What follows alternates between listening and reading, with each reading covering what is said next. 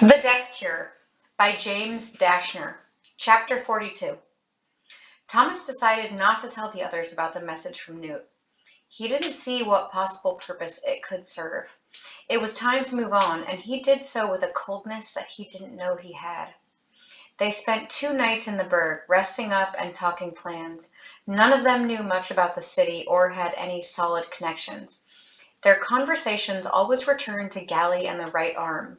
The right arm wanted to stop Wicked, and if it was true that Wicked might begin the trials all over again with new immunes, then Thomas and his friends had the same goals as the right arm. Galley. They had to go back to Galley. On the morning of the third day after their run-in with Newt, Thomas showered, then joined the others for a quick meal. It was obvious how anxious everyone was to get moving after 2 days of sitting around. The plan was to go to Galley's apartment and start from there.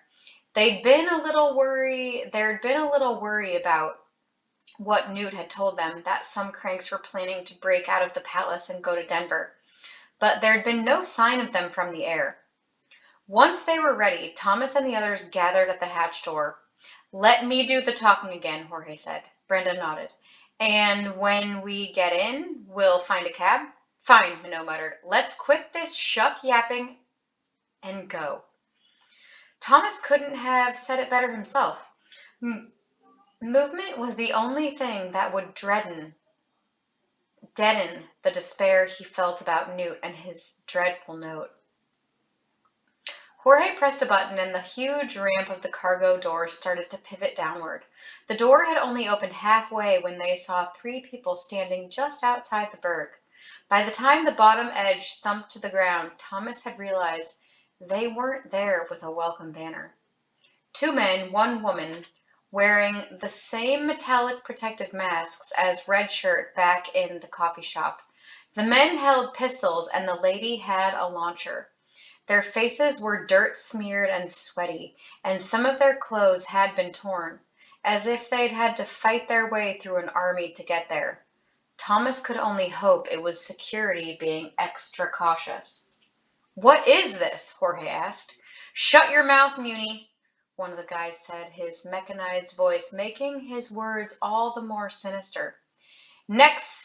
Now step down here nice and easy or you won't like what happens. Don't try anything."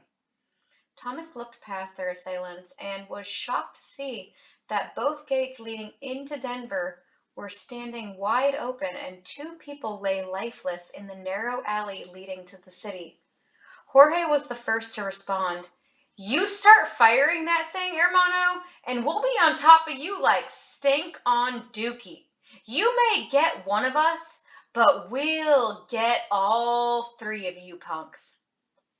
Thomas knew it was an empty threat. "We've got nothing to lose," the man replied. "Give it your best shot. I'm pretty confident I'll nail 2 of you before anybody takes a single step." He lifted his gun a couple of inches and aimed it at Jorge's face. "Fair enough," Jorge muttered and put his hands in the air. "You win for now."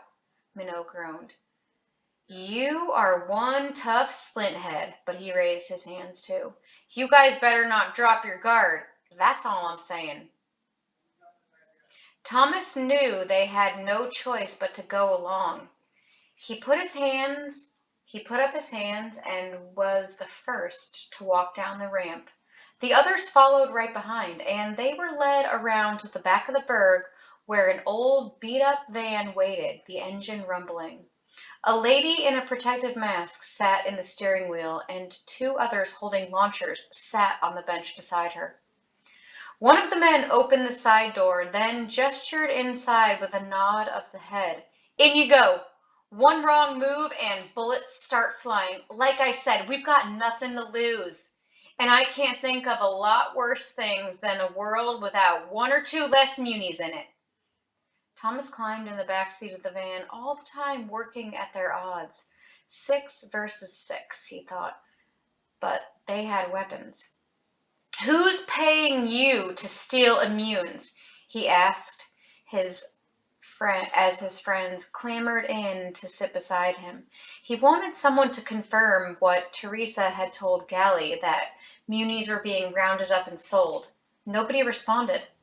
The three people who greeted them at the Berg got into the van and closed the doors. They aimed their weapons toward the back. "There's a pile of black hoods in the corner," the lead guy said. "Put them on, and it won't sit well with me if I catch you peeking during the ride. We like to keep our secrets nice and safe." Thomas sighed. Arguing would be pointless. He grabbed one of the hoods and slipped it over his head. All he saw was darkness as the van lurched into motion with a roar of the engine.